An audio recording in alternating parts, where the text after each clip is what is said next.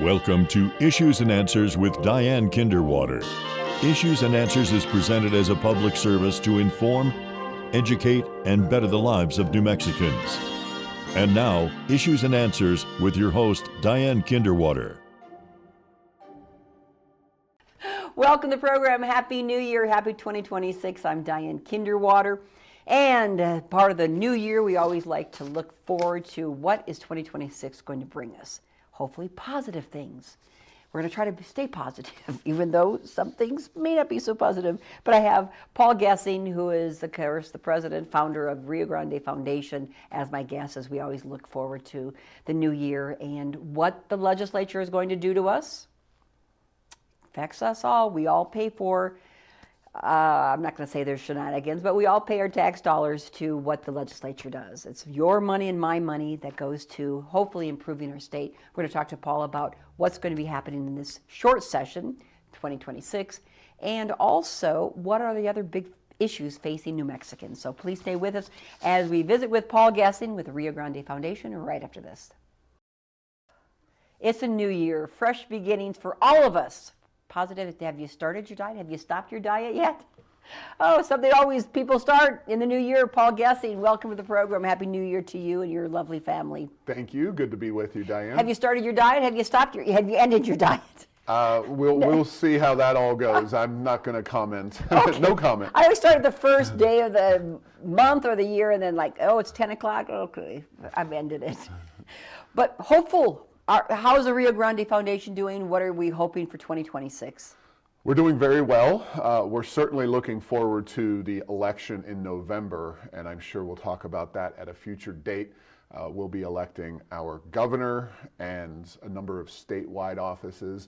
The New Mexico House of Representatives is coming up, not the Senate, and then, of course, congressional races as well. All three congressional races. Yes. And one Senate, I think. And Ben Ray Lujan that's is quite up for re-election. That's a big election. Of course, Yes. we just had one a few months ago in December and November, the mayor here in Albuquerque, but now just finished with one election. We've got a whole big primary in June and November, governor, 3 congressmen, 1 senator, and all the state reps. It's a very important election, yes, and it's a midterm. And generally speaking, the midterm elections are more favorable to the party that is out of power in Washington. We'll see what that looks like in 2026. But we've obviously got a 30-day session.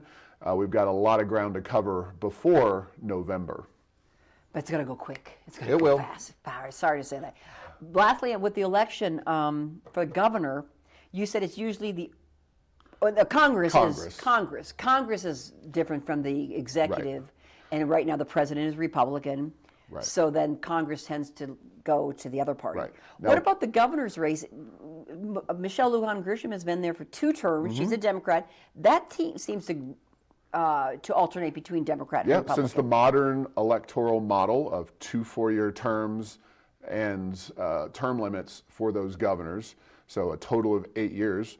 We've had Gary Johnson, a Republican, Bill Richardson, a Democrat, Susana Martinez, a Republican, and now Michelle Lujan Grisham, a Democrat. So this would be a change for a Democrat to come in and get elected, and it would be to form if the Republicans were to retain or get the governorship back. So we'll see how that goes. Got primaries first. Those, as you mentioned, in June. And both parties will have a fair number of candidates and fairly intense primaries to go through before we get to the general. The taping of this program, there are 3 Democrats running and 3 Republicans. The Democrats are Congresswoman. We have Deb Haaland, former Congresswoman and former Interior Secretary. Sam Bregman, who was chair of the Democratic Party, just as she was. He's the district attorney here in Bernalillo County. Ken Miyagishima, former mayor of Las Cruces. Then we have Steve Lanier. He's a Republican state senator from the Four Corners area. We have Duke Rodriguez, who worked in the Gary Johnson administrations, involved in the marijuana industry. And businessman in that industry. A businessman. And then we have the mayor of Rio Rancho, Greg Hull, who is the third Republican. So a good field, I think, in both parties. And we do have one big change that's come to those elections, which is the semi-open primaries law that passed in 2025. So now I like to say that independent or decline to state voters have a superpower in those primaries, meaning that they can walk into their polling place and select from either party that they want to vote in the primary of. If you're a Republican, you vote in the Republican primary. If you're a Democrat, you vote in the Democrat primary. But independents, they have that choice come election day or whatever. That their voice is heard in a primary, where in the past it wasn't. Correct. If they declined to state or the independent, they didn't get a choice. They only had a choice general election day and not prior to that. Now in this primary, they can choose for the first time. First time ever. Okay. In New Mexico, at least. In New Mexico. Something new that's just around the corner. But before we get that, as you said, the session, it's a short session. It is. So we say how much damage can be done in a short session or how much good. We know, of course, the budget is going to be balanced by the end of that session. It has to be by law. Yeah. But also crime, teen crime, the governor and a lot of Republicans wanted to solve that issue. I don't know if we can in a 30-day session. And also the medical issue of, do we have providers in New Mexico, or are they all hightailing it out of state? Those are big issues. Those are a few of them. There's one more that I think is worth talking about, which is the free child care that the governor put forth on November 1st. That's when it began. She did that without the legislature doing anything, using funds that she had available. Now we have to go to the legislature this 30-day session for them to adopt or alter or reject the governor's plans for she free just did it by universal executive order. Yes. With money from where, Paul Gessing? The state of New Mexico has pots of money, and so that's why I'm pairing this conversation with the budget conversation, because how much money is available to spend is going to dramatically impact the debate over free childcare. So let's start with the budget first. In recent years, and for several years, New Mexico has been in a boom, budgetarily speaking, thanks largely to oil and gas. The state has gone from about $7.8 billion annual general fund budgets, which is what the legislature adopts every year, to where it stands right now, which is about $13.6 billion. That's a massive run up in spending. And for the first time, we're seeing a slight decline in the budget. Now, that is only a slight and believed to be temporary decline. Of course, it matters how the U.S. economy does, how oil prices do. Yeah. Exactly. But so 7.8, of course, when I was in the government 30 years ago, it was 4 billion. Now it's, you're saying 13. Population, I always like to point out, has remained about the same. Or maybe we're even losing people. 2 million people tops, but our budget has gone from 7.8 billion of our tax dollars to 13.2 or 8. 13.6, yeah. So wow, people are the same? I mean, are they handing us back checks or anything? No, again, it's driven by oil and gas. And one of the things that we've pushed for and discussed for several years now is tax reform, tax cuts. That has not been a priority of the legislature or the governor, and it will not be a priority again this legislative session. We've already heard word about that. So we would love to see gross receipts tax reform to make New Mexico more competitive, reductions in personal income tax, or even elimination of the personal income tax. That is basically already off the table because we've seen years of massive budget increases with none of that happening. Now that things are finally evening out a little bit, we've already heard from the legislature and some of the leaders in those committees. But we keep putting in mainly the oil and gas. Well, gross receipts is going up. Our income taxes is going. We're paying into it. It's grown to 13.6 billion. Right. And where's this money going? You name it, it's going to a lot of different places. According to anything to roads?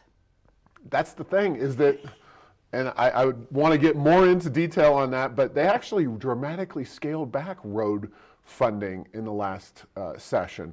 Normally we spend about $300 million annually. We only spent $85 million, and our roads are the third worst in the entire country, according to data on the acceptability of roads. Only Hawaii and Rhode Island have worse roads than we do.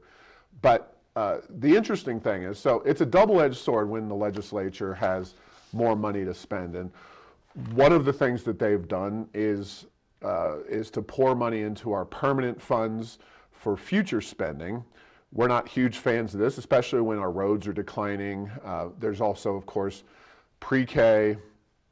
There's this free childcare proposal. Now, it is worth noting, and I want to go into a few things about this. We already have free childcare for families making up to 400% of the federal poverty level. That precedes what the governor did in November.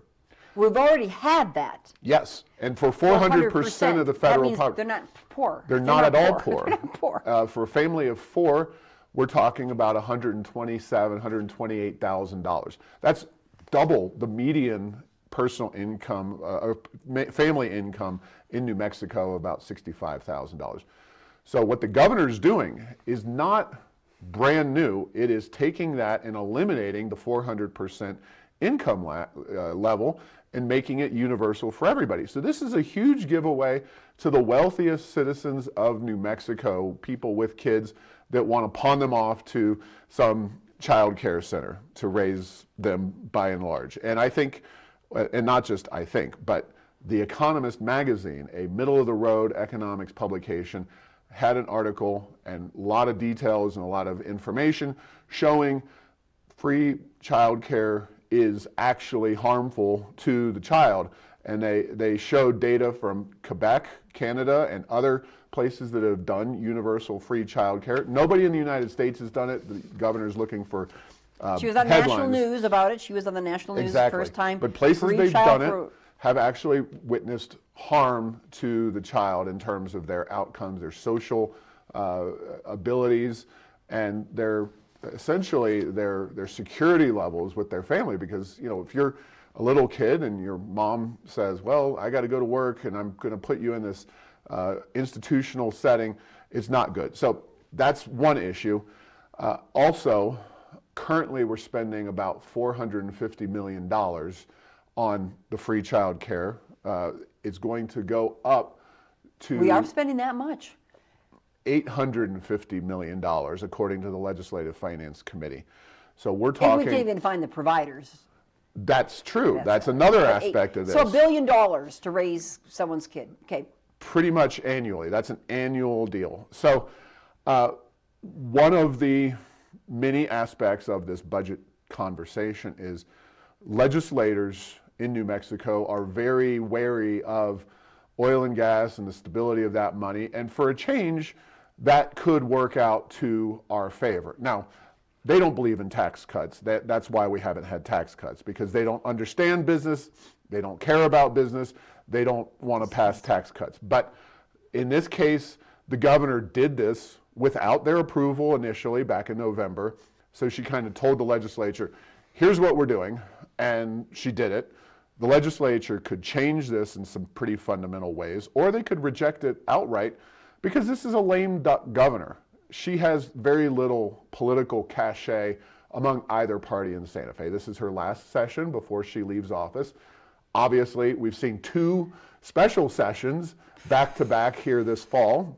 That we're paying for as taxpayers. Every day of those, correct. We're paying for those. Well, of course, there's the money that was spent as well. But the governor could call a special session. But I think it's going to be very debatable, truly, as to whether the legislature goes along with this as a universal program. Because we and others are going to call her and call them on, this is a giveaway to the wealthiest New Mexicans. Is this really a benefit to our state? That's kind of surprising, because they don't like to give away anything to the wealthiest. Well, they don't like to give back money, but when they control the terms and when they control the money and can tell you what to do with it, yes. And I think there are some reasons for this. I think they want to, government employees, state employees are a very high-paid group of people. They're certainly making above the modest Median, yeah. levels of the median income. So it's a way to, I think, add fuel to the fire to bring in more government employees to the state through a kind of a backdoor metric Interesting. of One using- thing, please pay attention if this does pass. Something that happened with UNM and the universities when the lottery scholarship program gave the universities a lot of money, Right. correct, through the years. Tuition increased the whole time as well. Right. So here now with childcare, we know it's expensive. It is very expensive. But now if the state is giving it and there's more demand and fewer providers, is the cost of the childcare going to increase just like our cost of the UNM tuition increased because we had more kids going with free scholarships. Now Well- we have more parents going with free kids. I have an answer for you. Yes, it will. That's not an accident. That is because of the way the system's designed, because it has a forced increase in the minimum wage paid to these child care workers inherent in it. So that is a part of the whole package. But again, we may not pass. They may not decide. We shall see. We shall There's see. a lot of issues on the agenda for the 30-day session. A lot of, even though it's just a budget session. What else? Right. Well, there's the roads. We talked about that. We've talked about, and we should discuss some of the ways we could and should solve the roads. So a lot of Democrats in the legislature in particular want to raise the gas tax. Republicans are going to oppose that Oh my gosh. for justifiable reasons, in my opinion. I also don't think the Democrats have the interest in increasing the gas tax, because that is a readily and simple, readily available, simple tax that people understand. Oh, it's going up 10 cents a gallon or whatever it is. Now, it And is blame, and they like to then not blame, but hold the person accountable Right. who raised it. And it is election year, so Yes. maybe not. It is true, to be fair, that the gas tax does lose value over time, because when you charge 17 cents a gallon, 17 cents is not what it used to be. But here are some ways that the Rio Grande Foundation recommends that the legislature address this issue without raising taxes. One is, we have over $7 billion in capital outlay money sitting around. We should be repurposing that capital outlay money for roads. We build things like this visitor center down in Socorro, Camino Real Center that they're bulldozing. They spent $4 million on the thing. It was a Larry Barker story. It was a very well explained issue with that. So we spend this money on these projects, and it doesn't do anything. So take some money out of the capital outlay that's sitting there, or the general fund budget has plenty of revenue in it for Without having to raise for the roads. taxes. So that's one way. We should levy a fee on electric vehicles, because they don't pay gas tax, because they don't use gasoline, but they are heavier and they use the roads more heavily than gas powered vehicles. We can tax at the rack gasoline, which would make it taxable on tribal and Pueblo lands, currently not done. That's why you see cheaper gas frequently on some of the tribal and Pueblo gas stations. And address our Davis-Bacon prevailing wage law, which is a giveaway to the unions that are involved So there's in the money. construction. There's money that could be There's used money, there's ways to fix do our it. roads. It just needs to be done. Okay, roads we talked about. We talked about the child care. What about the medical providers leaving? That's Well, the big solution that has been discussed in Santa Fe is compacts for each group of medical providers. We currently are a member of only one of them. I believe it's for nursing. We should be a member of, I want to say there's 9 or 10 compacts for different practices. so they can be licensed in another state Exactly. and come here freely and enjoy our great weather and Right. hopefully lower taxes without having to And jump this- through hoops to get another license. This has been pushed back upon by the trial attorneys, although there's questions as to whether the trial attorneys might not take a position or whether they're working purely Okay. behind the scenes on this. The medical compacts are one of many solutions. They should, in Santa Fe, take a much more thorough approach to addressing our medical malpractice laws. Reforming that would be one avenue for success. And then others include the gross receipts tax on medical providers, broader income tax cuts and reforms, because medical They pay- providers are they high tax it, yeah. high earners. They want to be compensated and bring that money home, not have it all taxed away. And then you have other issues like just quality of life in New Mexico, the crime, the education system. Doctors spend a decade after college in medical school. They're highly educated people. You think they're going to want to send their kids to the worst schools in America right here in New Mexico? And that's unfortunately what we're trying to... risk their lives going out shopping at night? Exactly, and a crime issue. So those are some other ways. And I think it's important to call out the governor and the legislature, not just for the medical malpractice, which is low-hanging fruit, and the compacts as well. Compacts might be on the agenda, we'll see. The governor didn't want to do it in the special session last fall. She said there's too many attorneys in the state Senate. Well, those attorneys are all still there in the state Senate. And Peter Wirth, Senate Majority Leader, he's one of them. Joe Cervantes down in Las Cruces is another. These people call the shots. And if they don't want it, it ain't happening. And the governor has limited power, even though I do think she's actually on the right side on that. And they always talk about issue. Supposedly teen crime. We were supposed to talk about it in subsession. Right. Which there's we a lot have, of I talk think, in a about special crime. session, but it's never going to... I'm of the opinion that government can only do so much on crime and law enforcement. Yes, we need to keep the bad guys in jail. That is primarily something that the local judges and the judges we elect need to do, and we should be more educated about voting for the judges that we do, and because we always re-elect those people. But I'm of the opinion that we need to focus on getting people off of government welfare programs like Medicaid, SNAP, and others that we've talked a lot about in recent months, and focus on getting those people into the workforce. And you act a lot different, you commit a lot of crimes if you're bringing home a paycheck. If you're being responsible for your Exactly. family and taking care of your family, your self-esteem increases, you have pride in your family if you're taking care of them instead of government All of taking that, care yes. of them. Regarding SNAP or food stamps, was brought a lot of attention into the news because of the government shutdown, federal government shutdown. Then we had a special session in October. What we've learned is some people are making this a lifelong habit of being on food stamps. And it's supposed to be just a little help until you get yourself back on your feet for your family. But that was what was raised, it seems like, during this time, during the special session, because people were interviewed saying, yeah, I need my food stamps. I've been on it for 30 years. Yep, that was done on Channel 7 KOAT, and it is one of many discussion items on this issue that caught our attention for sure. That and people committing fraud with food stamps, SNAP benefits down in Sierra County, selling those benefits for fentanyl and other drugs. That's a problem. The real fundamental problem is that this is not the federal government's role. There's nothing in the Constitution about food stamps.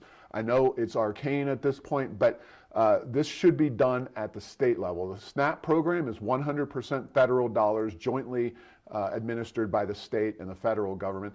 There's efforts underway in the Trump administration to push back against some of that fraud, to root it out. Of course, New Mexico is going to court and trying to stop that. It's ridiculous. Fraud. And it's really ridiculous that this is even done at the federal level. States should use their own money to take care of their own people, and they should get creative about ways to do that, not trying to suck in more federal dollars. We're the largest, by far, state percentage of our population. We're the only one above 20%. 21.2% of New Mexicans are on SNAP. The next highest state is 18.4. That's Louisiana. We need to address that. We need to get those people into the workforce and working, not on welfare programs. Is there any hope for the fact that this might happen? I mean, again, it was raised to the attention. We've known this, but now the general public knows more. Is there any chance that people are going to have to start working instead of being given the government Not handouts? until the legislature and the governor adjust themselves and change, and unfortunately that requires voters to wake up and vote differently. So, it depends a lot on what happens with the next governor's race and the next legislative races. Nothing's going to happen with this governor and this sometimes legislature. they think, voters supposedly think if things are too bad, they're going to change and vote for a different party. But that didn't happen in the mayoral race in Albuquerque. With crime, homelessness, how our streets look, especially Central Avenue, which are going to be celebrating Route 66 this year. I mean, how much bad can it get? But voters did not choose because things were bad. they retain. Unfortunately, the number of takers in New Mexico outweighs the number of makers, and they do that at the ballot box as well, it seems like. Explain that. Well, the number of people we've got on these welfare programs, apparently they vote in high numbers, at least people who support continuing that, just because they're ignorant of basic economics and human nature, and they keep voting for the same people who keep those programs going. And of course, it's easy or easier to tell people, if you vote for the other party, they're going to take away your benefits, and just keep providing them. It's the way a bad parent would operate, and I think New Mexico is in that vein of bad governance. We should be voting for people who are going to restrict and limit those benefits, but not. If you get it, you don't want to be taken away, that's for sure. Exactly. And that's been the situation with state government. Once you give it this free child care, once you give it, we never see it being taken back. Correct. And the makers, the taxpayers, are the ones who are paying for the takers. Yep. Okay, Paul Gessing. It's not going to be an easy 30-day session. The light at the end of the tunnel, and we don't know if it's an oncoming train, will be that November election. That is going to really define the future of New Mexico. Obviously, the free child care issue is probably the most important issue in the 30-day session, in my estimation. That and the medical providers. And then the teen crime, and that and the roads. Yeah. Thank you. That's the most important. But then the roads, the teen crime, but the medical. It's all important. It's all important. Paul Gessing, thank you for taking your time and sharing you, your points from the Rio Grande Foundation. I'm Diane Kinderwater. We're hoping for a great 2026 for you and your family. See you next time. Bye-bye. Issues and Answers with your host Diane Kinderwater is presented as a public service to inform, educate, and better the lives of New Mexicans. To comment on today's program, email us at info@kchftv.org or call us at 505-345-1991. Join us again for Issues and Answers with Diane Kinderwater.